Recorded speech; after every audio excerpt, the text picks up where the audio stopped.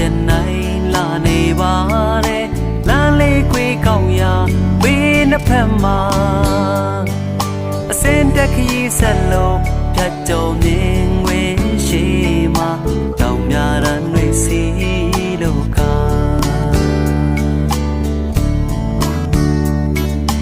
ဝေးရမြို့ကလေးစီရောက်ဖို့နီးတွေ့ပြောနေပြီမိဘနဲ့